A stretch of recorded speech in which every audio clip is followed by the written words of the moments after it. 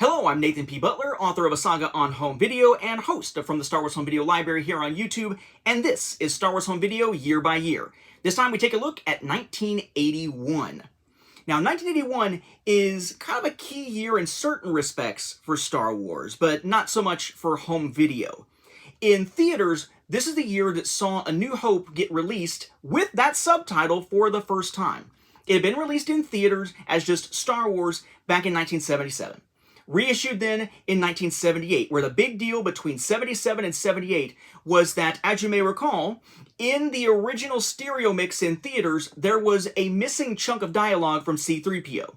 Again, to remind you, because this will be important in a moment, the missing line from C-3PO was basically where he talks about how a power loss at one of the terminals will allow the ship to leave when it comes to the tractor beam.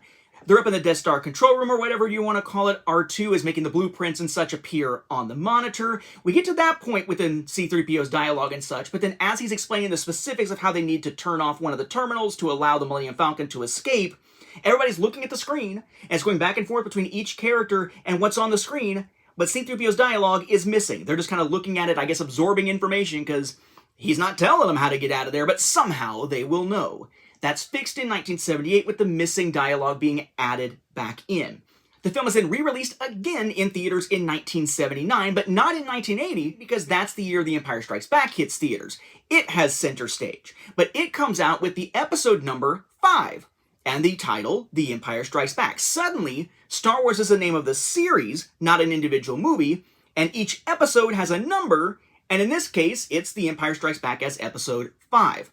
That did, of course, sort of retroactively make us understand that the original film must be perhaps episode 4 or something at least prior to 5, but it didn't have an episode number or subtitle yet. It's in 1981 when the original Star Wars film is launched in theaters again for its third re-release, its fourth time in theaters, that the film actually gets an episode number and subtitle. And from then on, it is Star Wars Episode 4, A New Hope. The film is A New Hope, that's the episode name. Star Wars is now the series name.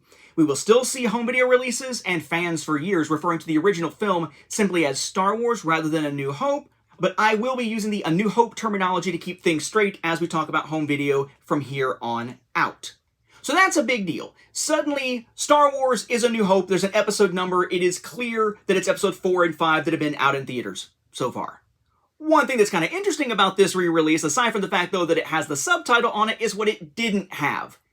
C-3PO's line was missing again. It was gone in 77, fixed in 78, there in 79, and then in 81 it is gone again. And it'll be this version essentially of the film that has the subtitle and the episode number and is missing C-3PO's line from the stereo track that we will see on home video when the film gets released in full next year. Also in 1981, we have the launch of the radio dramas on NPR in the US written by Brian Daley. Now, that's kind of a big deal just in the sense that it was a big deal for NPR, big deal for listeners, a cool new way to see Star Wars, or at least hear Star Wars in this case, see it in your mind's eye. But for those of us who spent a long time in the fan audio community, particularly doing Star Wars fan audio dramas, this was huge because this would be an inspiration for an entire subgenre of fan audio in years to come. Whether it was through the stuff that I produced, like Second Strike, or Nothing Changes, or Anthology, etc., or many of the others that have been put out by other teams, like Rise of Nobility. But that's still a long way down the road. What is happening with Star Wars home video? Well, last time we had a last, and that was that Ken Films put out their last Super 8 reels in 1980. Well, we have another last this time around, which is kind of coinciding with the first from a certain point of view. The only release really to speak of on the US market for 1981 is this. But this is kind of important. The Making of Star Wars was aired on television in 1977. It hit home media in 1979 on VHS and Beta, got reissued in 1980. This time, it is actually paired as a double feature with the second behind-the-scenes special for a Star Wars film, which is SPFX, or Special Effects, but it's usually just referred to as SPFX, The Empire Strikes Back, which had aired in 1980, a year earlier. Now it's 1981, they are packaged together on this Laserdisc. So we're seeing the first Star Wars Laserdisc release here, that's a big deal.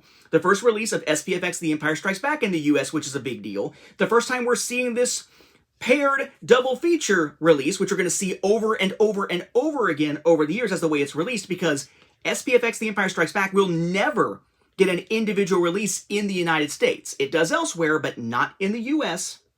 And this is the last release we're going to see for Star Wars from Magnetic Video Corporation, MVC, who had put out the making of Star Wars on VHS and beta those previous 2 years. This is because Magnetic Video Corporation, which had been purchased by 20th Century Fox in 1979, is reorganized in 1981 to become part of the burgeoning 20th Century Fox Video. This is the beginning of a chain of name changes that we are going to see throughout the years while 20th Century Fox is the one putting out Star Wars home video releases. Magnetic Video, 20th Century Fox Video, CBS Fox Video, 20th Century Fox Home Entertainment, etc., etc., etc. But it is 1981 that closes the door on MVC and opens the door for what we will see with 20th Century Fox Video with the first big blast of a full Star Wars film on home media in 1982. 1981 is effectively the last bit of the calm before the storm. So next time, we take a look as the original Star Wars film, now called A New Hope, makes its way to home media in 1982.